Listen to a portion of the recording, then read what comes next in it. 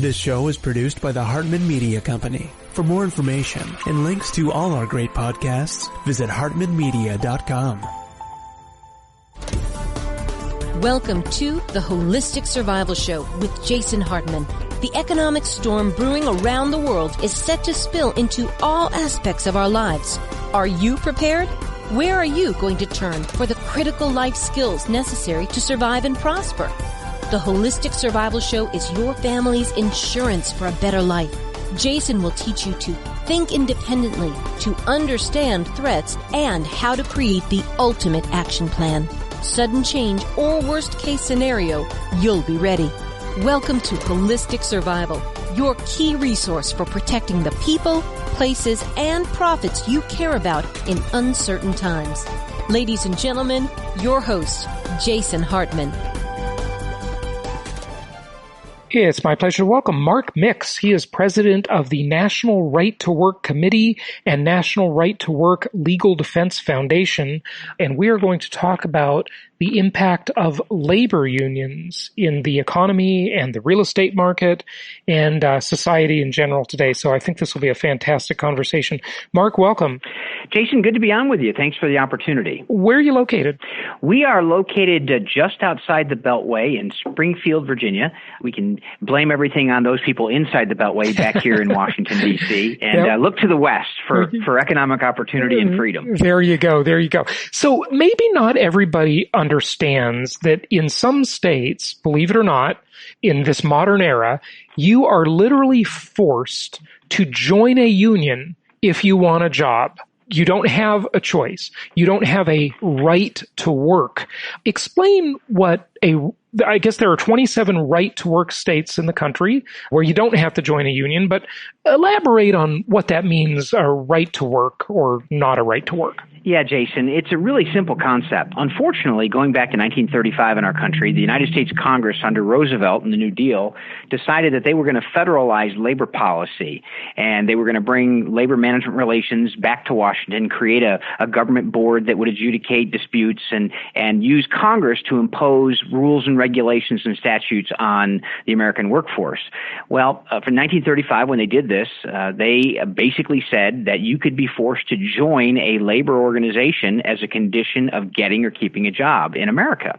And that was kind of a novel concept. In fact, they had tried it back in 1933, and the Supreme Court ruled this type of industrial policy was a violation of the Constitution. But Roosevelt, in his wisdom, decided to threaten the court, pack the court with 6 additional justices.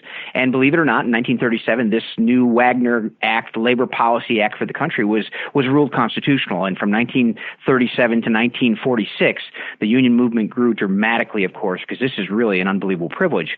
In 1947, the new Congress came in and passed what is then known as the Taft-Hartley Act, which allowed states, if they could, by voluntary and affirmative action, to pass what are now known as right-to-work laws, meaning they could get out from underneath the compulsory unionism aspects of the national labor policy. So from 1947 to today, workers in 27 states have the ability to choose whether or not to financially support a labor union. Interestingly enough, Jason, from 1935 till a Supreme Court decision in 1963, you could actually be forced to join a private organization. Today, you can't be forced to join, but you can be forced to pay up to 100% of dues or fees. So it's a very interesting, novel concept, and that power has been a unique power for labor unions in the country. And just in the last 8 years, we passed 5 new right-to-work laws in states where heretofore people would have thought, gosh, you can't do that in a state like Michigan or Wisconsin, what we have. And the law is extremely simple. You have the ability to choose whether or not to financially support a labor union, and you can't be fired if you don't. Okay, so and we may disagree on this. I don't know, but let's just stay back in history, and then, of course, we'll bring this to the modern era. But I think that in the beginning, labor unions really did have a place. I think they were needed. I think in the big industrial era of the Carnegies and the Rockefellers and the Mellons, employees were pretty weak, and it seems to me, at least in looking at history, like they did need to form unions to equalize the level of the playing field a little more. Now, today, sadly, I think that unions are completely overrated and unnecessary in so many ways. Workers have so many rights now. It's, do you even need a union anymore? And especially, my God, public employee unions. That is literally the most illogical thing I've ever seen. But what do you think about that? Now that I'll get off my soapbox. No, Jason, I agree with you. And you're right. There was a place for labor unions in the American workplace. There is a place for labor unions in the American workplace, and there will be a place and should be a place for unions in the American workplace. The fact of the matter is, if you're an employer and you're not taking care of your employees and you're doing things that are, antithetical to basic, behavior when it comes to your employees, you should get a union, and workers should be able to join together voluntarily to amplify their voice. What there's no place for in American labor policy is compulsion. There should never be any law that says you must be involved in this organization, you must pay money to this organization, and you must fall under or be pushed into this union collective if you say no or don't want to be part of it. That's the problem with labor policy. It's not the idea of unions per se in the private sector. Now, as we unpack what you said up on your soapbox, I agree with you. In the public sector, it's an entirely different animal.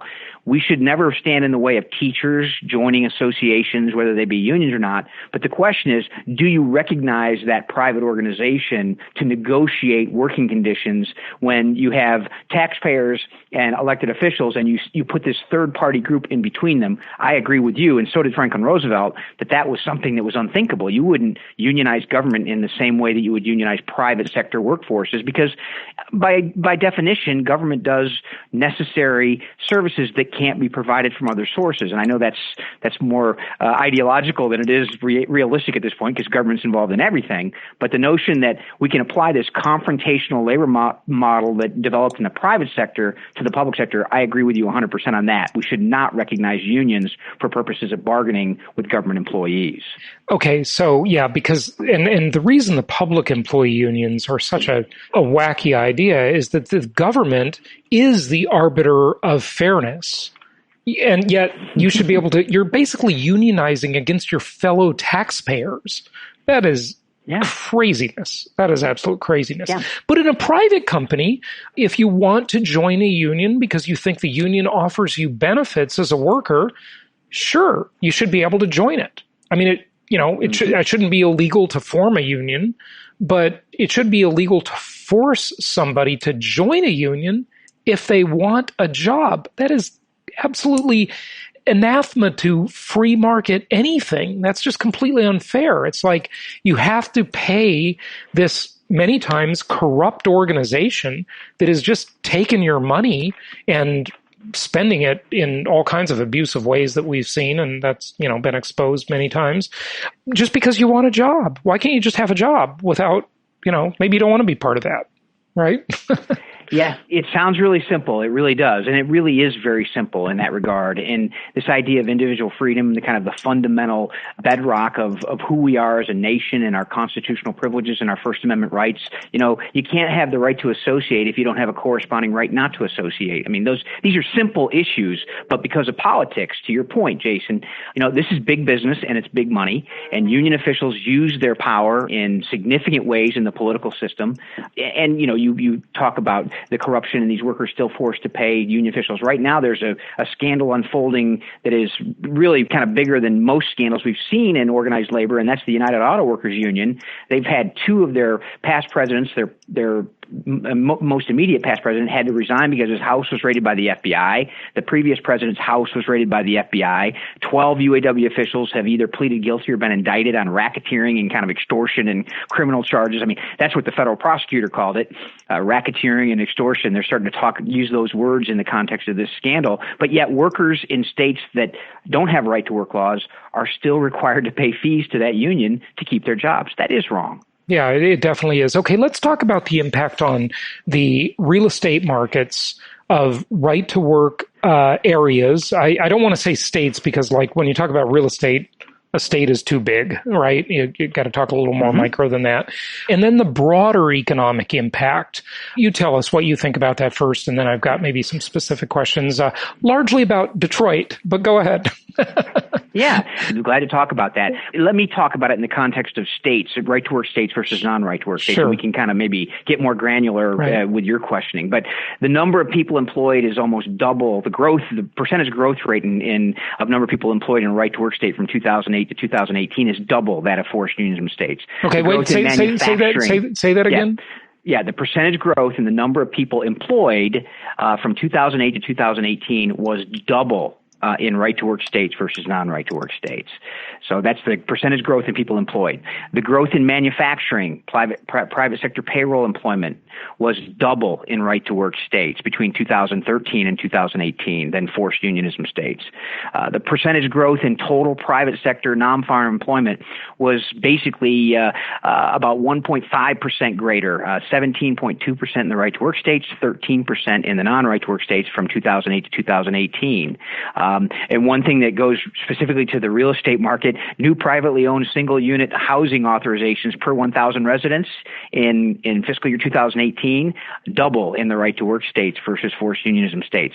So the growth in manufacturing and private sector employment are occurring in states that have right to work laws now. And really you don't have to use statistics to see it. You can see, for example, the automotive industry moving, they don't have to move from Michigan anymore because Michigan's a right to work state. But you look at where the foreign but mostly it wasn't. That only changed recently, right. 3 years ago, maybe in Michigan. Exactly. Yeah. Yes, exactly. Right. Yeah. And so you look at BMW and Mercedes-Benz and Nissan. They're setting up in the South in all the right to work areas, right? Yeah. Yeah. That's right. That's exactly right. And if you go to Nashville, Tennessee, and you go to, South Carolina produces more automobile tires than anybody in the whole world now. And they produce aircraft down in South Carolina. And, you see where the growth centers are going. The unions want to blame it. They say, well, it's because, air conditioning. We've got air conditioning now, so people can move to Florida and move to South Carolina and move to Georgia and Alabama. And that's just not true. I mean, employers are going where employees and employers can have a relationship with each other that's not necessarily interfered with. Now, are there unions in those right-to-work states? Absolutely, there are unions in those states. But workers get to hold union officials accountable because they can vote with their pocketbook. Right. Whereas in a state like California... As it should be, absolutely, yeah. Exactly. In California, in the Socialist Republic of California, my old home state, thankfully I don't live there anymore, but there you don't have the right to a job, right? Right. You don't have a right to work without paying union dues or fees. That is correct. Yeah, that's right. Yeah. Yeah. Okay. So and that's go ahead. No surprise. I guess you're in Arizona now. Is that right? No, I used to be. I'm in Florida now. Okay. So I just keep lowering my tax rate with every move. Yeah. Good for you. Yeah. Okay. So we have this situation now. They have unions in right-to-work states where you're not required to join a union. So let's talk a little bit about that culture and how it works. For example, you mentioned the car manufacturers that have set up shop in all the hot real estate markets in the southeastern United States, and we've done tons of business in all those places for many, many years. And I agree with you. That's where the growth is. It's in those right to work states. But what happens when you apply for a job at, BMW, for example? Are you presented with, there is a union here in this shop, but you don't have to join it? Is that how it works? Or give us a little idea as to how that works. Yeah, actually, none of the automotive manufacturers in the right-to-work states in the South are unionized. They've tried. They've tried twice at the Volkswagen plant in Chattanooga. They've tried at the Nissan plant in Mississippi, and they failed because the workers there, they like the relationship they have with their employees in most cases. They like their benefits and their pay packages, and so there's no need for a third party to come in there and get in between the workers and, their supervisors and the management of those companies. So, let's say, for example, you go to a place where, let's take a right-to-work state first, and you go to a place where there is a union, okay? Mm-hmm. What happens under federal law, and this is something that union officials desire and try to maintain at all costs, is they get to be the exclusive bargaining agent for every worker in that particular shop. So they're the single voice. They're the only ones that can talk to the employer. And they're the only ones that can start the grievance process or finish the grievance process if you have a problem. They control every single worker, whether that worker is a member of the union, whether they're paying dues or not, in a state that has a right to work law. In a state that doesn't have a right to work, you would be in a right to work state. They can be forced into this collective, but they can't be forced to pay for it. In a non-right to work state, you're forced into this collective, and the union says, we'll negotiate everything for you and we'll do all this stuff for you, but you have to pay to keep your job. And so this is one of the reasons why employers, site selection experts, consultants, CEOs of companies looking to invest or put a new plan up. We know now, and this is evidence that's come out more and more so in the last maybe 10 years, basically 3/4 of everyone looking to expand or relocate or invest in a manufacturing facility or an additional facility for their company look at only right to work states. So that means that basically, if you're not a right to work state, 75% of all the economic opportunities that may present themselves out there in the marketplace won't even consider your state because they'll just pass you by right there. Now, what about Amazon? I mean, we all know Jeff Bezos is a liberal, and so he probably loves unions. But what about Amazon, for example? They've been searching for new campuses, and they're already in a pretty liberal state. What's their scoop? Yeah, well, you look at the two places where they've actually decided they're citing, Tennessee and Virginia, both right-to-work states. They had announced that decision to cite a new facility in New York City or outside of New York City, and all of a sudden, the unions started posturing, saying, "Okay, you're going to be unionized. We're going to unionize this. We demand that you have neutrality agreements. You let the unions in." And what did Amazon do? They said, "You know what? We're not as interested in coming to New York anymore," and they stopped that particular development. I think they maybe still be doing smaller things there. But generally, what Bezos and Amazon are looking for, and where they've cited their new expansion, I forget what they called it. What did they call it? Amazon 2 or whatever, something. Yeah, right. And it ended up in Tennessee and Virginia, both right-to-work states. Interesting. So even they didn't want the best. And it's so interesting how at the end of the day, people say a lot of stuff, but they always vote with their pocketbook. It's like, or they vote with their feet, if you will. Same idea, right? They just go where it's more beneficial to them.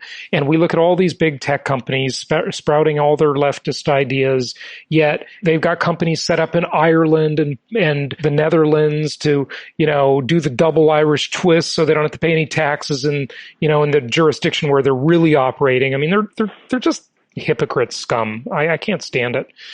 Apple even, and I like Apple, right? They were sucking taxes out of California, right? By setting up another company in Nevada, I think, so they didn't have to pay California tax. And it's just ridiculous, do what I say, not what I do, right? That's the mantra.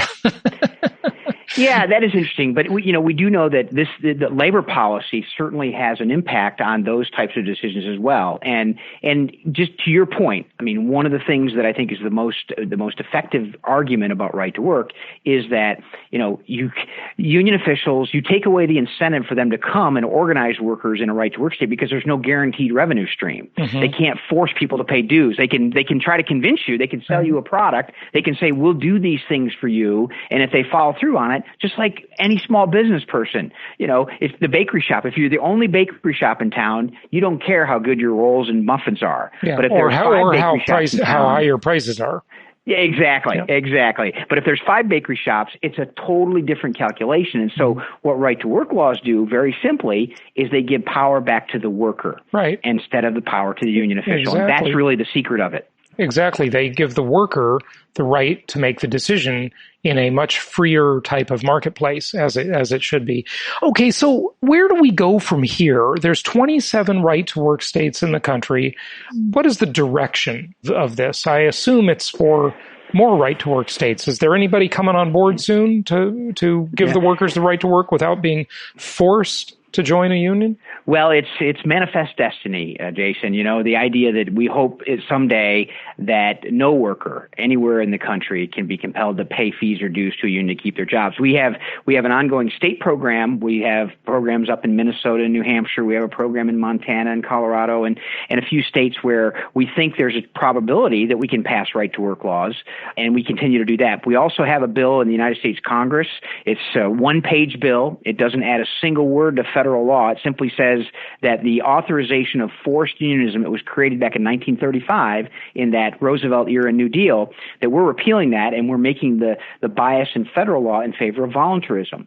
We have, I think, 24 co-sponsors of that bill in the Senate. We have 100 plus in the House. Again, doesn't add a single word to federal law. It simply repeals provisions authorizing union officials to have workers fired. So we have a congressional, we have a U.S. Congress program, we have a state program, and we also have a litigation program. In fact, on June 27th of 2018, our attorneys argued a case called Janus v. AFSCME, which ended up in the U.S. Supreme Court. It came out of Illinois.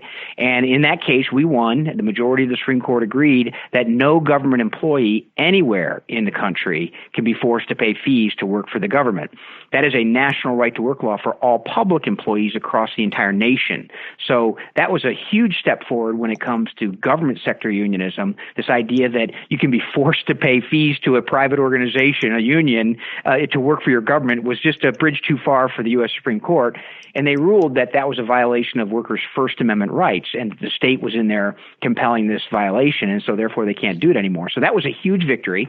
That type of victory in the private sector is probably not as easy from a litigation standpoint because the courts tend to try to stay out of as much as, well, I say this, ideally they try to stay out of private sector labor relations and private sector contractual relations to the degree that they're legal and there's consideration and there's a meeting of the minds, those elements of contract. So we continue to push on the legislative front. We continue to push on the litigation front. And the movement's getting stronger and stronger all the time because people recognize now the importance of the issue, not only from an economic standpoint, but from an individual freedom standpoint. I think those 2 points, the individual freedom being the most important, predicated on who we are as a country and our First Amendment protections, but also on the economic side. It can't be argued anymore. Union officials say, well, you make more money in forced unionism states. And yeah, I guess if the cost of living is 2 times the cost of living in a right to work state, you can argue that a plumber in New York City makes $95 an hour as a union member, and a plumber in Provo, Utah only makes $65, and you can say that's a $30 union difference. Right. But first of all, a bunch of that goes to the cost of living, which would be automatically adjusted in any market, and a bunch of it goes to the dang union. That's why they have to be paid more because they got to pay their union dues. How much are union dues generally? How much do they cost? Yeah, no, that's a great question, and it depends on the occupation. But we now have come up with a fairly reliable average between $800 and $1,000. Now, if you're an airline pilot, it can be as high as $2,000 or $3,000 per what? Per year. Yep, $1,000 per year for if you're a teacher or you're a machinist. Between $800 and $1,000. If you're an NFL football player, it can be a whole lot more than that. It can be hundreds of thousands, I suspect. I don't know that for sure. We ended up representing some football players back in the strike. I think it would have been 1995. Basically, let's look at the teacher example. If you're a teacher, now that's a public employee union, okay? Yeah. So it may not be the best example, and I don't know in which direction it would or wouldn't be. But, if you make $50,000, that's 2% of your income is going to the union. Yeah. I mean, they better be doing something for you or you're getting just completely ripped off. Yeah. Yeah, and that's exactly right. And if they're doing something for you, then have at it. Give them more money if they're doing good things for you. Right. But if they're not, and the only claim they have is you have to pay them money because you want to work at a particular school district, which they can't do anymore under the Janus decision, which is great news. But but take that example and move it over into the private sector, and you still have that scenario unfolding with workers in 23 states. Mm-hmm. You mentioned the Janus decision again that you mentioned a few minutes ago. I mean, isn't it beautiful, our legal system and court system, just by going through litigation, you can literally change the law of the land. That is an absolutely beautiful thing. In what other country can you do that?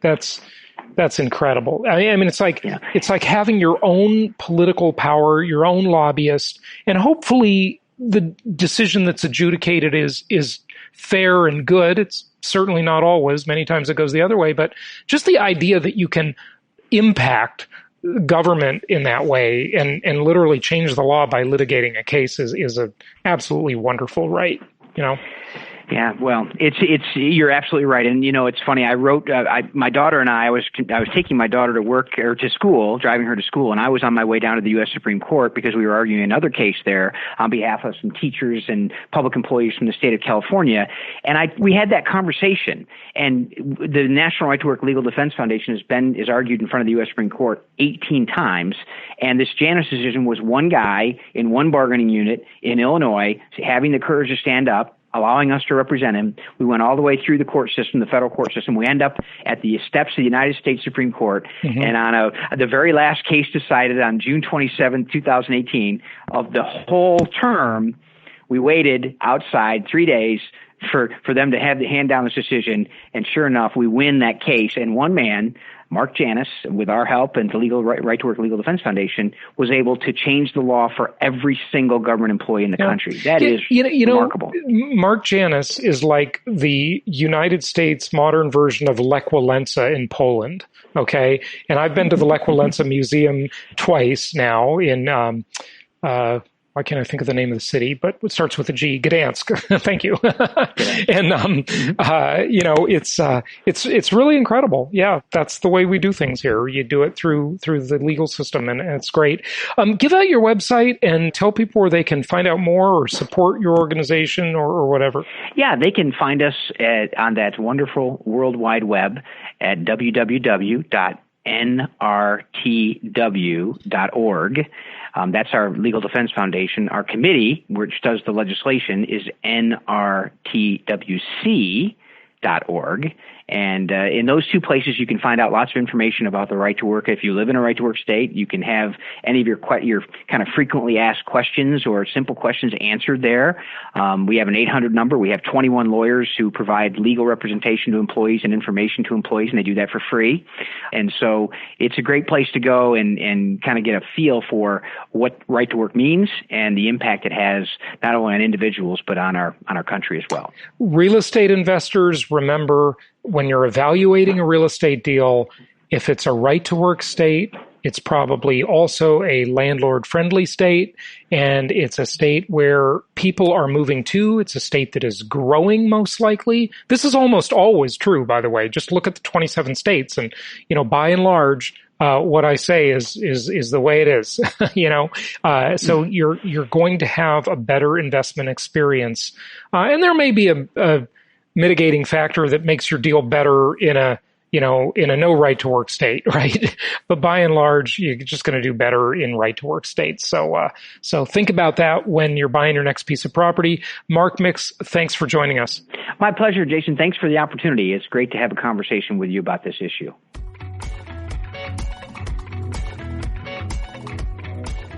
Thank you so much for listening. Please be sure to subscribe so that you don't miss any episodes. Be sure to check out the show's specific website and our general website, hartmanmedia.com, for appropriate disclaimers and terms of service. Remember that guest opinions are their own, and if you require specific legal or tax advice or advice in any other specialized area, please consult an appropriate professional. And we also very much appreciate you reviewing the show. Please go to iTunes or Stitcher Radio or whatever platform you're using and write a review for the show. We would very much appreciate that. And be sure to make it official and subscribe so you do not miss any episodes. We look forward to seeing you on the next episode.